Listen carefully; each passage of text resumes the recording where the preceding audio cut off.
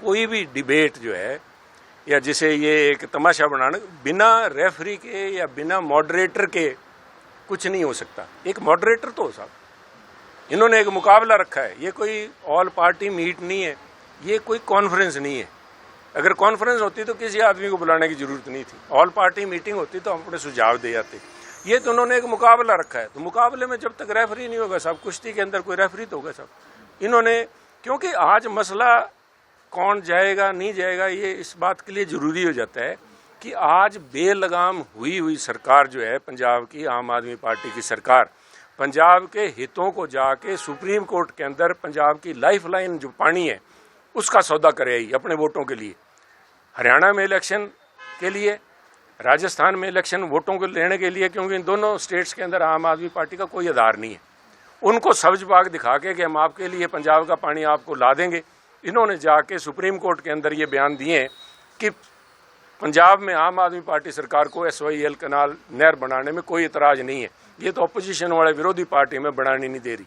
ये पंजाब की लाइफ वजूद के साथ एक सौदा है जिसके सवाल पूछेंगे, उनका जवाब लेंगे, बिना किसी मॉडरेटर के डिबेट नहीं हुआ करती साहब। कुश्ती है, कुश्ती करवानी है तो मेरे साहब कुश्ती करवा लें साहब, मैं उससे उम्र में चाहे 15 साल बड़ा हूं, पर मैं कुश्ती के लिए भी तैयार हूं, वहां बिना रेफरी के कर लेंगे।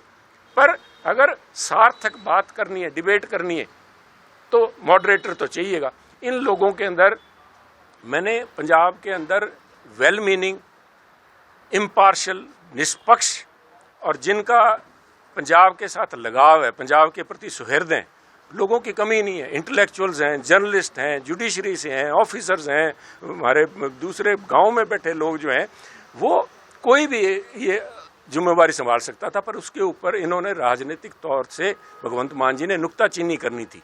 मैंने वो 3 नाम सुझाए हैं जो कि आम आदमी पार्टी के फॉर्मर नहीं है साहब, फाउंडर मेंबर हैं। फाउंडर मेंबर आम आदमी पार्टी के, फर्क है साहब। फॉर्मर मेंबर तो कोई 2 दिन आके कोई हमारे बीजेपी छोड़ के अगर बाहर चला गया, फाउंडर मेंबर हैं वो।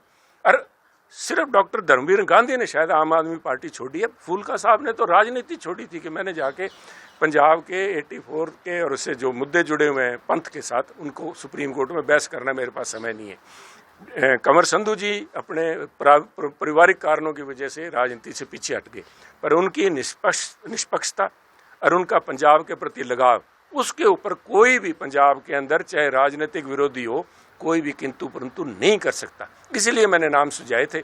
अगर कोई किंतु परंतु है तो भगवंत मान जी मेरे को बताएं, मैं जवाब दूंगा या मैं उसका कोई हल सुझाऊंगा, परंतु बिना मॉडरेटर के डिबेट नहीं हुआ करती। कुश्तियां उठती हैं, कुश्तियां करें, आओ कर लेते हैं। बात होगी अब तीनों से, वो आने के लिए तैयार साहब।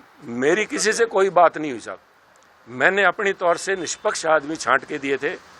डॉक्टर गांधी से लास्ट मेरी मुलाकात 2019 में हुई थी, जब वो पार्लियामेंट के, तब मैं भी पार्लियामेंट मेंबर था, तब मेरी लास्ट मुलाकात थी।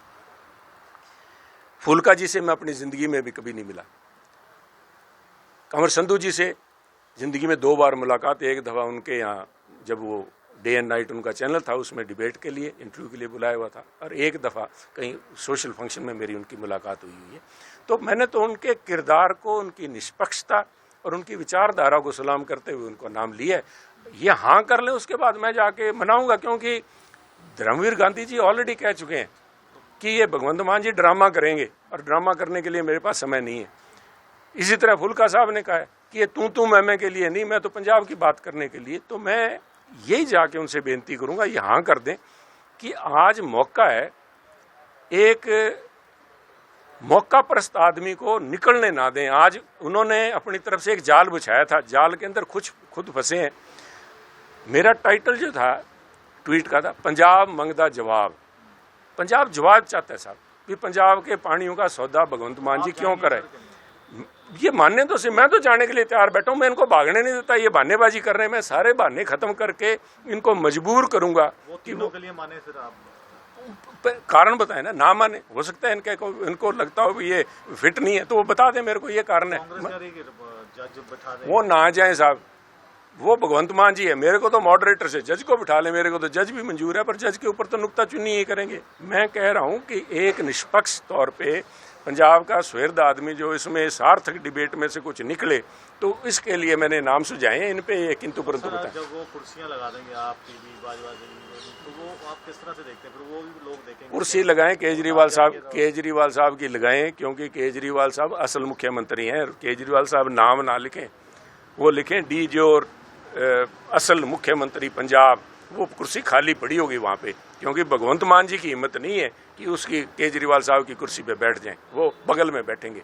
तो यही तो पर्दाफाश करना साहब। भी कह रहा है कि हम नहीं जाएंगे, तो पहले गवर्नर का जवाब दें। क्योंकि अकाली दल को या दूसरों का हो सकता है कोई उनका केजरीवाल साहब के प्रति सुखबीर जी का बयान ठीक था कि असल मुख्यमंत्री तो वो है, मैं सहमत हूँ। परंतु मेरी समस्या दोहरी है। पानी अगर पंजाब का जाता है तो सबसे पहले मार मेरे को पड़ती है, मेरे इलाके को। वो हमारा टेल एंड है, हम राजस्थान की जड़ में बैठे हैं।